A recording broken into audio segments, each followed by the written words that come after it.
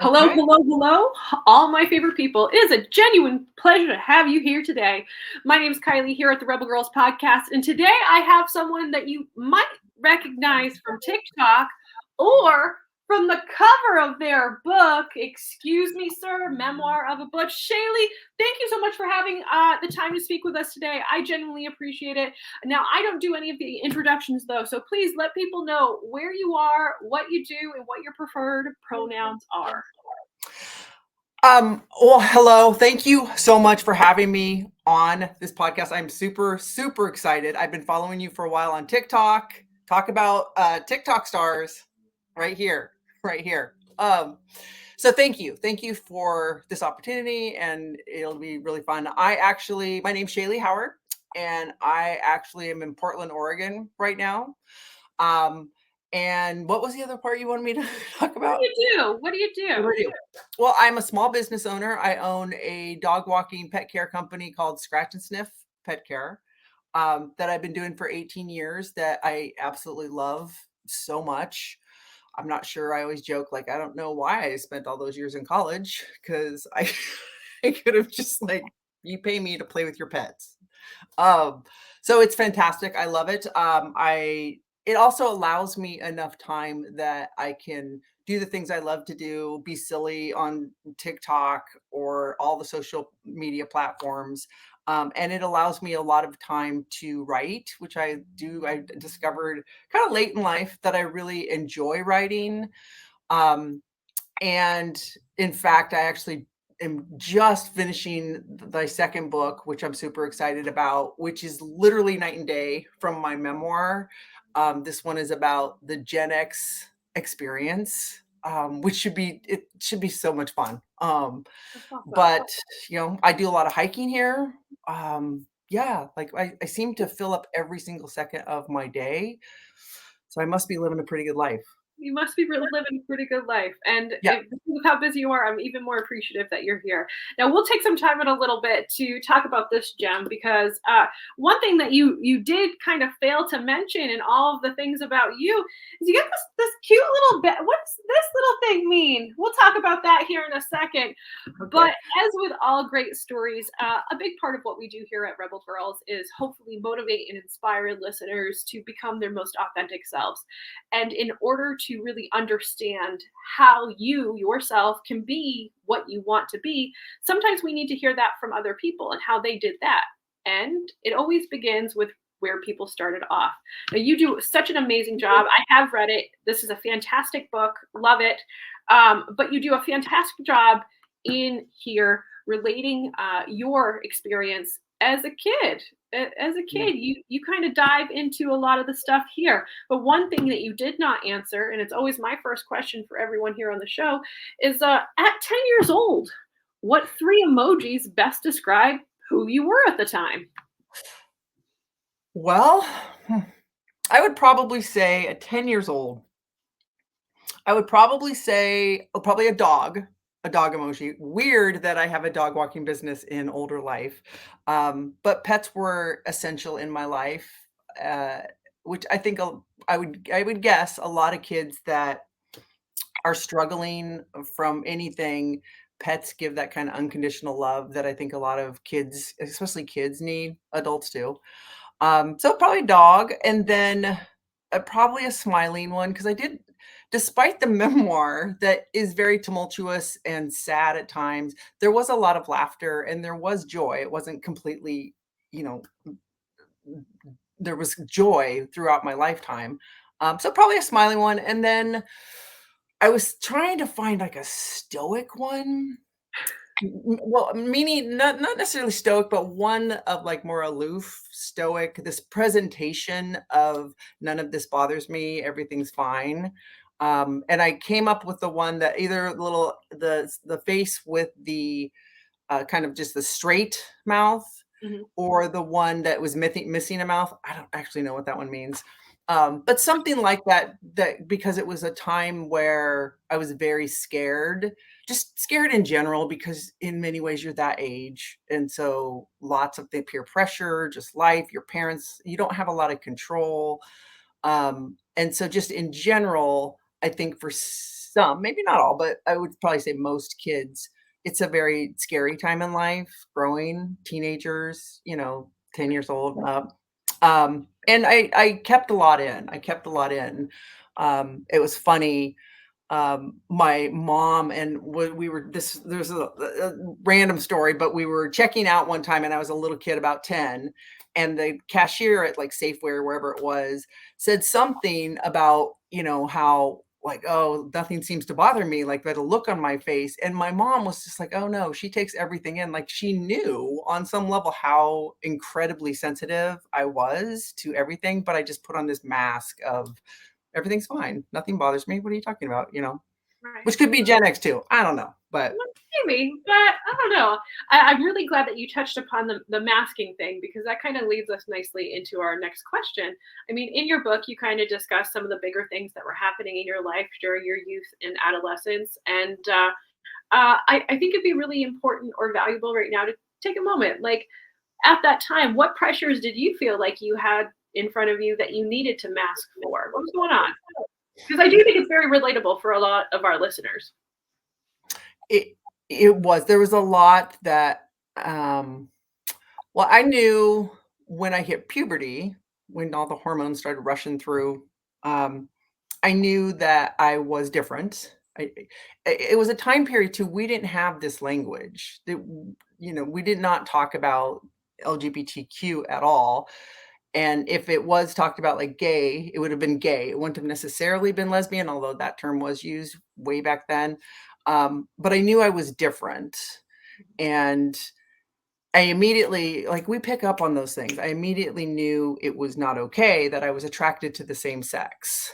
Um, so right away in that vein, as far as my sexual orientation, um, I, I was team straight, go team straight the whole way. And I don't even think we had the term straight back then. It wasn't even, again, there was no language to convey all of these messages. So masking in that sense for sure. And the pressures in another vein, like again, the time had has changed so much for the positive, where even if you were involved in sports as a girl, there was a certain time period it was okay for you to be a tomboy, a girl that liked more, quote, stereotypical boy activities. And I was very much a tomboy, even though like I don't nothing to do with that. I like sports, but I liked outdoor activities like catching frogs and that kind of stuff, the stuff maybe kids do. Um, and so, but there's a certain point that even playing sports, especially if you played softball and sports like that, when you got up into junior high, high school, there was this element of, oh, you must be gay if you play a sport, which, I'm not really sure how what the connection is there in a logical sense. It was just that girls did this and boys did this. And the fact that if you met me, I'm like 5'11", I'm kind of big boned, and so I stood out no matter what anyway. And Mhm. I didn't have, like, short hair like this, but everything I could do to try to fit in and conform, the long hair, whatever the clothing girls were wearing back then, I tried to have that illusion of masking, like, "Oh, no, I'm straight." So, everything was not necessarily, I mean, most of it was probably to conform and not be seen as a lesbian, but also, um, just fit in more as far as what girls do, Yeah. it's like, I love it that we have come so far in women's sports. It is Mhm. like, I hope people don't take it for granted for Right. history of where we've come from. When I was going to college for basketball or whatever, it was never even considered that we would go to professional. There was no professional basketball. It just wasn't there. And aside from my average sports athletic ability, there were women as an adult when I went to just play pickup ball.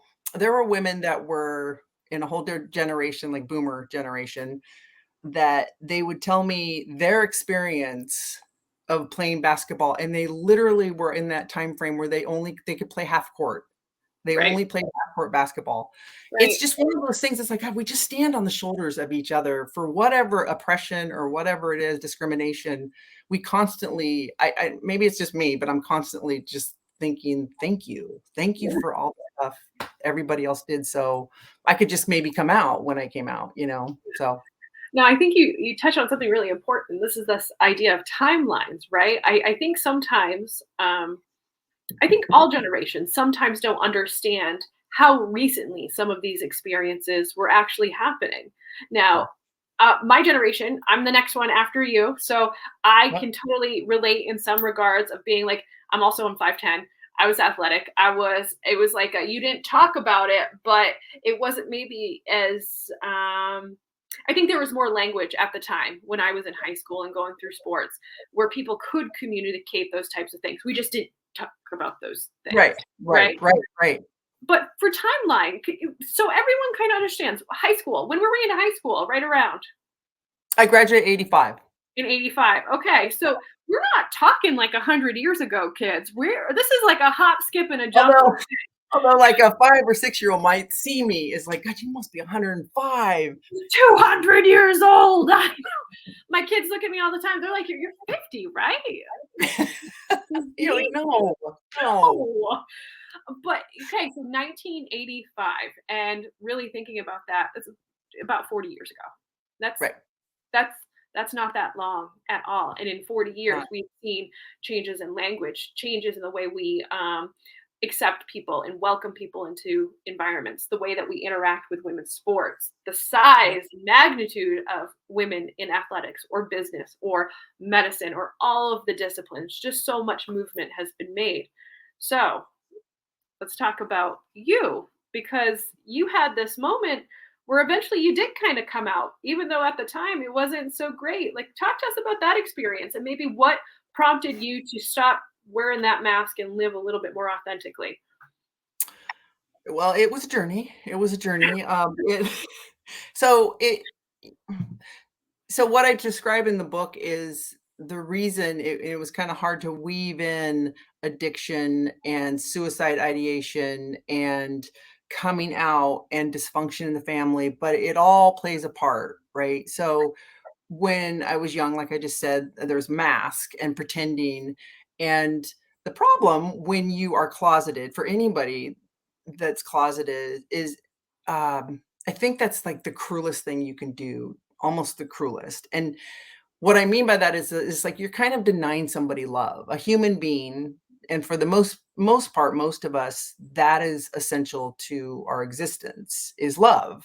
Um, and so if you're growing up around all these people, and all of a sudden you have hormones and all that, not just I'm not talking about the hormones and lust, but just the idea of somebody wanting you or you longing for somebody else, and to constantly have to not only hide that but have that denied um, and growing up in a time period where you don't understand why you were born this way, why, why out of all these people around, like, that are able to, like, have their boyfriends and girlfriends or whatever, why are you the only one that and of course, I know myself where I'm just like, gosh, I'm this, like, caring, kind, loving person. Why was I chosen to not be able to love somebody?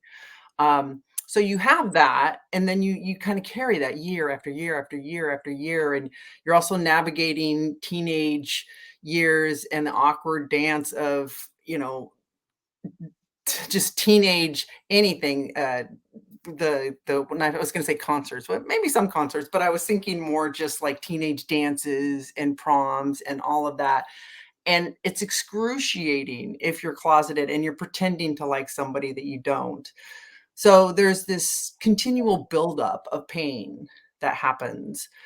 Um, and almost also like, it's like this just one tiny cork that's holding everything in that you just keep pushing back in because it's about you just have to explode one way or another. And so, it just kind of got to a point years later again, the time period did not allow for anybody. People like, "Well, why don't you just come out?" It's like, "You don't seem to understand." Like, nobody I knew in my life in the suburbs, Portland, I didn't know anybody that was gay. And if anybody was out and gay, first of all, I didn't know them firsthand. I would know them through jokes or snide comments. Um, and so nobody was out. So there wasn't really, from my perspective of survival almost, like there wasn't like, oh, I'm just going to come out. Let's just do that. That's smart. In hindsight, that's always great. But again, you put yourself in that time period, you probably wouldn't choose that answer. Um, so it built and built and built. And then, trying to make a long story very short, with the sake of the podcast, uh, got to University of Idaho, where there were lesbians, and it was kind of my first encounter with lesbians. Although, Lord, crikey, I can imagine. like, what's happening? But of course, they were all closeted. But like the time was progressing, so there were people that were kind of out. But like, I'm pretty sure my coaches, I'm 100% sure my coaches were gay, but they weren't out. And so then it became this game of, cat and mouse, of like sneaking kisses or whatever. But then it was almost worse as far as the heart pain, because like, oh, here's what you want and what you've been longing for so many years, and you can't have it. Like, we were just teasing you. So there were some awful years at University of Idaho, and you just kind of have to read the book if you want to know what happened, but it wasn't pretty. So many parts of my life weren't pretty, actually, come to think of that. I'm like, oh, poor Shaley. And so then eventually what really prompted me to come out was when I first met my first love, when I finally went back to University of Oregon just to finish my degree, no more sports in that capacity. And I met my first love, Amy. And it's amazing. And again, this was also in the 90s now. So we're thinking like mid 90s. So we had progressed. That was the time. I know apparently we don't like Ellen now, but I have a huge respect for Ellen. Yeah. I will not get off on a tangent about Ellen and how people are shaming her. I'm just like, oh, okay, we're just gonna stop. At the Because time, she's yeah. time, she did a lot for the community. Like, there's no arguing that point. Oh my goodness. She did Like something. she came out when I was with Amy. I don't know, like a couple years or so I was with Amy. And when she came out, it was huge to us, at least. It was huge, because to have such a international public figure say that, and it validated our existence of this, especially with with like the gay community back there was just the gay community. It wasn't gay and lesbian. Like, we're just like, hey, like the lesbians are here too. We're here too. And we had to fight to get that L. So it was the gay and lesbian back then. But it was very validating. And I mean, I think a lot of people that I've talked to about their coming out experience, it's usually when they find somebody else that's like them. And I guess it could be a friend too, but in this case, it was a romantic love that gave me this courage, because we most made this little pact and we came out at the same time. And I don't think it could have happened really any other way, as far as my ability to be strong enough, and I just knew I had, and we had a couple queer friends at the time too, like our little lesbian pack. So there was somebody to lean back on when, if I guess, the shit hit the fan and I was completely ostracized, I still had somebody, so that gave me courage. And turns out my family was really okay with all of it. Right. Well, again, you touch on a really important point. It's about that representation, right? The feeling that you yourself are not alone in your Right. experience as a human. It does so much. And I found, um, in many parts, largely due to TikTok in the last couple of years, the importance and power of creating communities around those similarities. Because the more you are able to connect with others that are like you in some ways, sometimes the more powerful it is in making you be your best self. So Right. it's just really amazing. It's really amazing, the power, Yeah, of yeah, not feeling like you're the only one, right? right. And Right. again, like, you touched on a really good point as far as like um the TikTok and all of that connectivity. There was nothing like that. We had our neighborhood friends. That's what we had, and school, of course, but that was it. Like, we didn't have anything like today. Mhm. And there's something extremely powerful both ways. When you are isolated or you feel isolated, that loneliness, it can just kill people. It can kill people and do the opposite. You know, it's like connectivity. We are beings that need one another on some level. Even, you know, my friends that say they don't like people, I know they like people. They I know. like they just like certain people. Everyone likes people. Right. My You have to have that. You have Yeah, to have, the you know, connection. but I totally get like the whole, even when I found out, I didn't even realize this from TikTok, the whole, all the Gen Xers, and it's fun that we talk about like all the funny things and weird things we did or whatever. But what was really interesting is like, wow, I just never realized how cool it is to connect with all these people from my generation that didn't grow up with this, like the phone in our hand and all that. And the dysfunction that we all shared. Because, you know, again, if you grow up in a time period where you didn't have people across the world to talk to or whatever, you kind of think it's just you. Right? And then all of a sudden I'm like, oh my God, we all had this experience of just like being left alone and coming home when the streetlights came on, and that was our lives. And we didn't really think anything of it until it was like, wait, that's not right. Like, wait, what? You Right. know? I think it's really amazing how the similarities are so identifiable between the generations now because of platforms like TikTok. Like you really can see the experiences for a lot of people and a lot of age groups are very similar, and I just think it's so interesting. Yeah, yeah, yeah. It All is right, interesting. It's interesting too. Okay, I'm not gonna go on a millennials, like stuff they have to go through. Or like each generation, I just think it's funny when people start ripping on other generations. I'm like, everybody's doing the best they can based on what they were given. You know, yes, that's it it's right there. yeah, I'm like, so millennials have had a ton of stuff that have had to happen has happened to them, you know, as far as like they didn't inherit even the world we inherited. And then boomers just get shit on all the time. I'm like, okay, come on. Like, again, it'd be really easy for somebody like me because the boomers were my parents that kind of abandoned me. So it'd be really easy. But I'm like, but they also did amazing things. And Right. again, based on the world that they were given by the silent generation, they did the best they could because I'm pretty sure they weren't evil, you know. So, and I will not go on about Gen X anymore.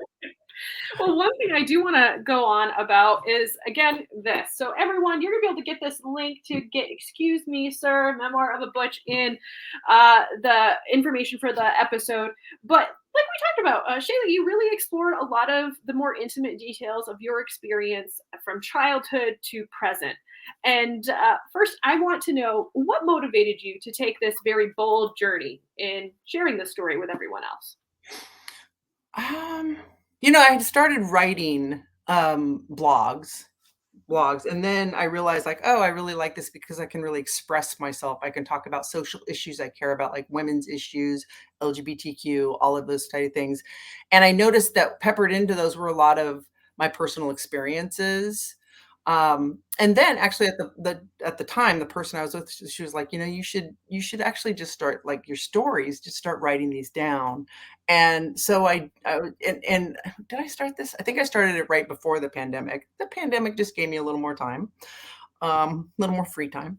And so I just started, I had the concept of course, we all have a concept of our lives, but ultimately I was like, well, what is it that you want to say?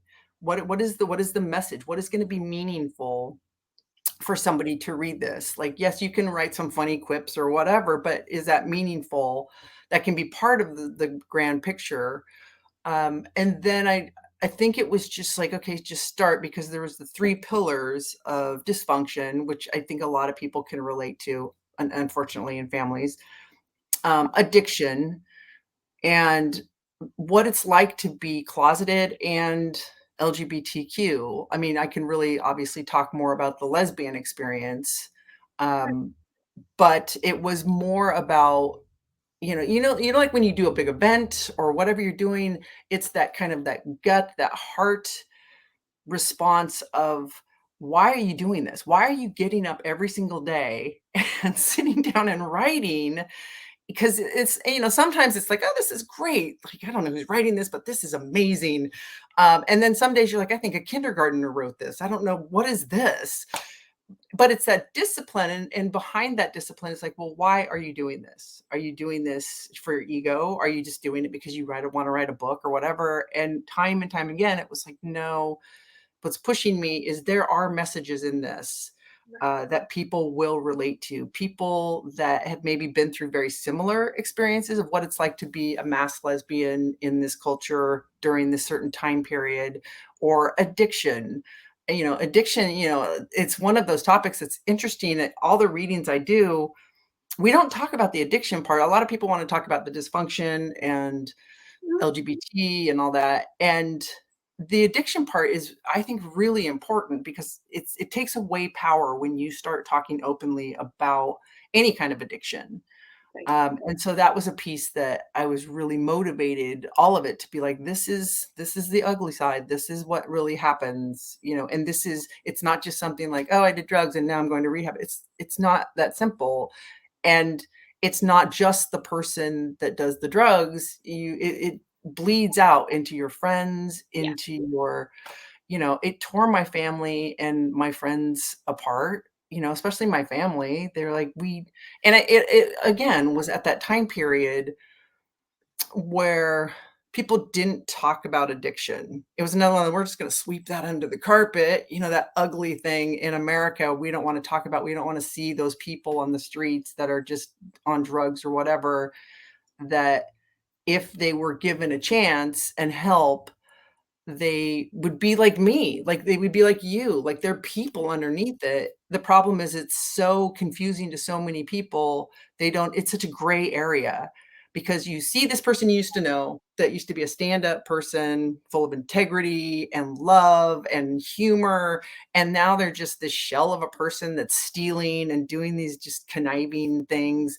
so you don't recognize them. And it's so hard to see, like, well, that's the drug. You're talking to the drug, you have to help them, so because they can come back to the place they were, Right. or somewhere, like, that person's still in there. It's Right. just a really long path, and it's painful. It's painful. Well, I have to say I commend you because, like I said, I've read it. From the first page, the introduction, I immediately was hooked because you did such a good, and it wasn't just good. You did a genuine um, job in trying to share your story. I didn't feel like I was being Thank tricked. you. I didn't feel like I was being lied to. I felt like I was sitting with you, having a cup of coffee, and you were running me through your life, and it was comforting in so many ways. So anyone like Shaley said, if you have maybe a little bit of family dysfunction, if you have maybe some issues with drugs or alcohol or other substances, if maybe you yourself were in the closet and you're looking for this more human approach, um, Shaley had some heart, and I was really impressed in how you put it all out there. Now, I'm not the only one that has been impressed, though, because now we're going to circle around to talk about what's this little thing mean here about. That is an IPPY, Independent Book Award. Um, that was I honestly, I was, so I am self-published, right? Right. And when you self-publish, you are the promoter, you're the producer, you're everything. There was a couple writer friends of mine, they were like, "Oh, don't do that." And I was like, "Well, I queried all these agents for months, and it's by the way, things have changed drastically as far as like the competition for writing is incredibly high. It's incredibly high. But I did the old college try, and I did it for 6 months every day querying, and I got some responses, but it's like 6,000 to 1 just to get an agent. And then if you get an agent, they have to sell it to a publisher for people that don't understand the business. And it's so much more complicated than yesteryear, when in the 90s somebody would get a publisher, you get a big, upfront pay. That doesn't happen. That doesn't happen. It's like 1 in a million to get like that kind of like New York bestseller, Stephen King. Anyway, my point is, so I'm like, okay, so I'm just gonna put it out there, do readings, enter contests, whatever. You pay usually a minimal fee if you had a publisher. I don't know if they would pay for those, but so I entered this contest, and honestly, I was surprised. I was like, "Oh my god, there's my name. Oh my god, that's so cool." Um, it's amazing that they loved it. It was for the audio version of the book. Mhm. um, that I think it was like 1 out of 5,000 or 6,000 contestants. I don't know if you call that. Wow! Yeah, so it was impressive. It was impressive, and I feel incredibly honored, incredibly honored. The reason I did the audiobook is because, in my job, my business, I listen to tons and tons and tons of audiobooks, which and I love books. I do buy tons of books, but I don't know if it's my age, but I fall asleep now when I start reading. Well, if it's your age, it's my age too, because I do the same exact thing. So maybe it's, I don't know. Oh Maybe my it's just a goodness. Like, it's good if I'm trying to go to sleep because also I'm like, "Oh my god," like and it's not because of the material I'm reading or the thing. content, it's just like, I don't know what's happening. So, I go through, like, hundreds and hundreds of audiobooks, and I kinda like it. It's like old school, like, library time. You go in and somebody's reading you with a little maybe music on the side, so it's like a story time.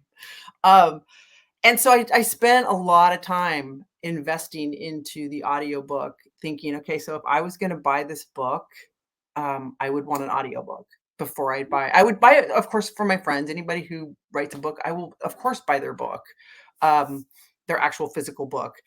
But for me, it was the audio. It was the audio, and the person that I worked with was phenomenal. He was hilarious because what was funny is I'm reading and I was like, "Oh my god, read the words, Shaley, read the word you wrote this you wrote the book, read the words." But you go in this little booth and you have, like, the headphones, and there can't and it has to be on an iPad, so there's not any extra it was very, very high tech, very fancy, and, he said, "You did a great job considering I don't do this at all for a living." He's like, "We ran through this." What I discovered, it's the editing that takes longer than Yes, the it is. actual reading. Yeah, Yeah.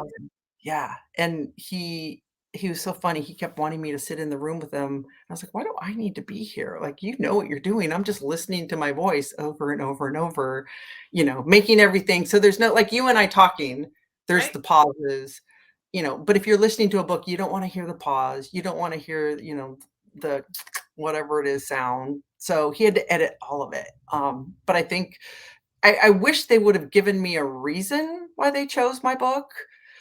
They don't really give you the I was like, "Yay, I won."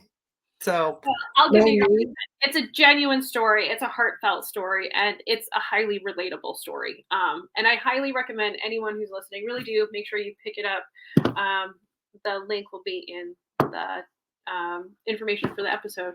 I've Yeah. got one more question for you, friend, because this has been a really great conversation. I think a lot of people are gonna really value from it. But Oh, I thank also you. know Thank you again for having me. I'm very happy to have had you.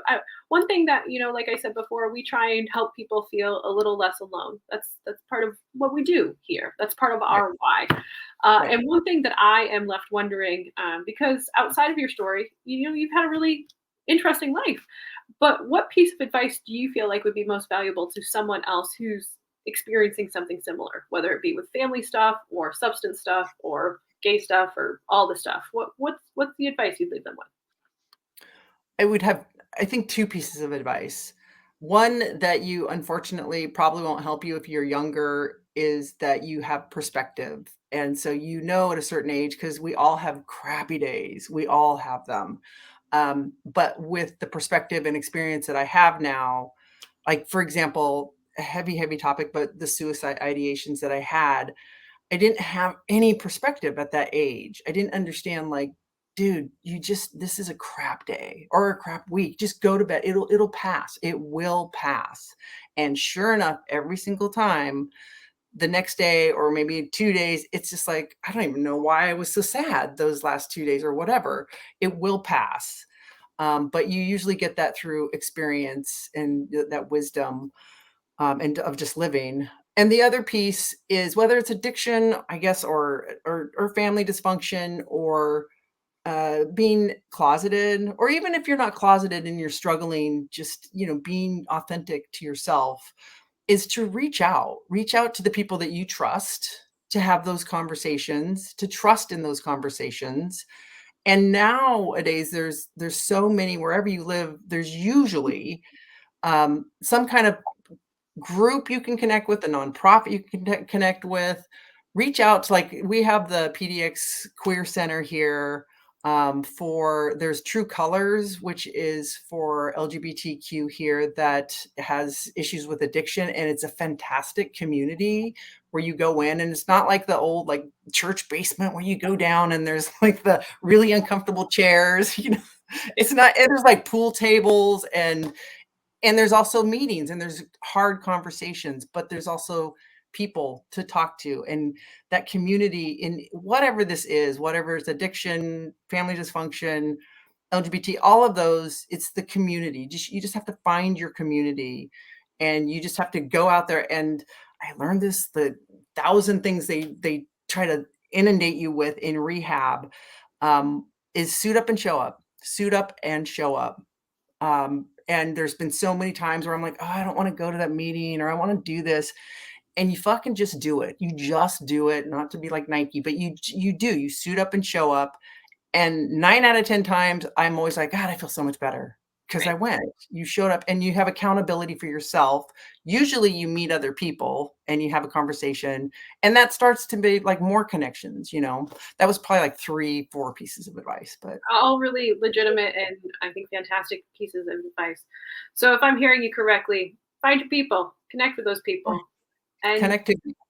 it'll move you forward. Yeah. Well, Shaylee, again, it's been so fantastic having you on the show. I genuinely appreciate your time. And until next time, everyone, keep being the rebels that I know you are.